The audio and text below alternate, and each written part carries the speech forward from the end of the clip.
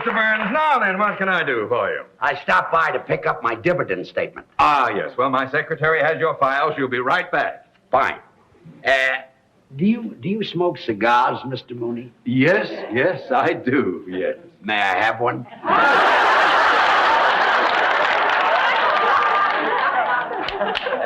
Thank you. Jack Benny always pulls that on me. Very fun. Well, you know, there it is. Some actors have to be on all the time. So I've heard. Oh, that could be very annoying. I could never be like that. I think it's unprofessional. I say once an actor walks off the stage, he should leave his work there and be like everybody else. Very commendable. I've learned to relax, like Irving Berlin said in that song many years ago.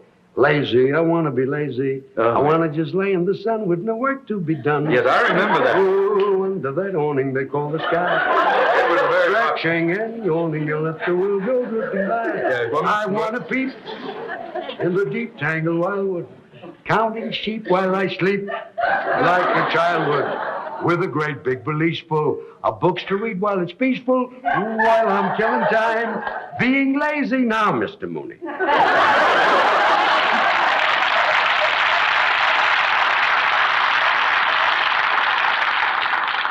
Maybe I can find your file, Mr. Burns. It should be here under the B's. All right, Martin, Miller, Munson, Murphy. Under the B's? Maybe we'd better wait for my secretary. I hope you don't mind waiting. Think nothing of it. Now that I'm not doing an act anymore, all I've got is time on my hands. You and Bill. Nothing but love in view. And if I fall, once and for all, I'll see my dreams come true. Moments to spare for someone you can't. Excuse me, Mr. Burns. Yes. Oh, I was here, Ma'am. What? Oh, yeah. Because time on my hands, you and my. Mr. Mooney, don't be embarrassed. Nobody ever lets me finish a song. Would you care for another cigar? Oh, no. Go right on with your work. I'll just sit here and look at the stock report. Oh, yes. I envy you, Mr. Burns. How's that? Well, being able to retire in the prime of your life, just sit back and to collect dividends. Well, that might be true about some people, but not about me. Huh? It kills me not to be doing an act. Well, why did you stop working? Well, I've always liked to work with women. I had a great act going with Carol Channing, and then she left me. She went into Hello, Dolly, and then I did an act with Dorothy Provine, and then she went into television, and Connie Stevens went into pictures. Well, why don't you find some other girl to work with you? Mr. Mooney, comedians are not that easy to find. Got to find a girl with a kind of a pixie personality, eccentric, way out, a real kook. A girl like that is very, very hard to find. Here's the contract, Mr. Mooney. Well, it's about time you got here. I've been trying to find Mr. Burns' file. Oh, George Burns. How do you do? Oh, you've been a favorite of mine for years. Thank you. Oh, I used to watch you all the time on radio. You watched me on radio? I mean, I used to listen to you on television. Listen to me on television. Yeah, that was the year my picture tube went out. You should have gone back to watching me on radio. Oh, you say the funniest thing. Mrs. Carmichael! Yes, sir. I've been trying to find Mr. Burns' file. It is not under the B's. Oh, I must have put it under the X's. Why would you put the B file under the X's? Well, that poor little file never has anything in it. Here. Well, where is it? Well, no, I don't know. Wait a minute. I bet I know what I did. You see, Mr. Burns, I always have trouble remembering names, so I took a course in word association.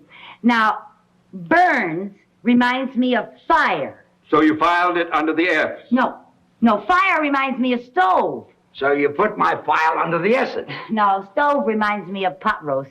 It's your turn. You filed it under the P's? No, pot roast reminds me of noodles. Mrs. Carmichael, you're making me angry. You're making me hungry. And noodles reminds me of my mother. Your turn. Noodles remind you of your mother? Yeah, she made the best noodles, and I'll bet that's where I put your file. Under noodles. No, under gravy. Mrs. Carmichael, I don't know what I'm going to do with you. I know what I'm going to do with her. Start a whole new career. Mrs. Carmichael. Yes, sir. Have you ever thought about going on the stage? Oh, all my life. How would you like to do an act with me? Oh, Mr. Burns, you can't be serious. I know it. That's why I want to get back on the stage. Oh. What do you say? Oh, well, that's very nice of you, Mr. Burns, but I couldn't do that. I couldn't quit my job here. Why not? Because it wouldn't be fair to you, Mr. Mooney. You need me. Good help is hard to find. Well, I'd be delighted to start looking. Well, Mrs. Carmichael, this is a great opportunity for you to make a lot of money. Yes, I know it does sound like a wonderful opportunity. Yeah. But, oh, and you know, today, my horoscope said that my whole future was going to take a turn for the better. So did mine. How much would I make? Well, it's unprofessional for an artist to discuss money. Oh. That's usually handled by your agent or someone who handles your financial matters. Oh, well, Mr. Mooney usually handles all my financial things. Yes, and I'd be delighted to represent you in this matter. Would you? Yes, indeed. For the customary 20%. 10% is customary. Oh, 10. Oh, yeah. Well, you see, I'm new to show business. You two talk it over, and when you decide on what you want, you can get together with my agent. Fine. Here's my address. Be at my apartment tonight, and we can start rehearsing. Your apartment? Nice and quiet there, and nobody will bother us. Well, I hardly know you, Mr. Burns, and going to your apartment, you in show business and all. Mrs. Carmichael, you don't have to worry about a man like Mr. Burns. She does, too. I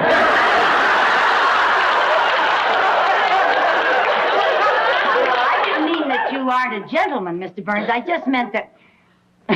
Well, I meant you're a man, and if I go to your apartment, people might talk. What people? There won't be any people there. And when I talk, nobody believes it anymore. See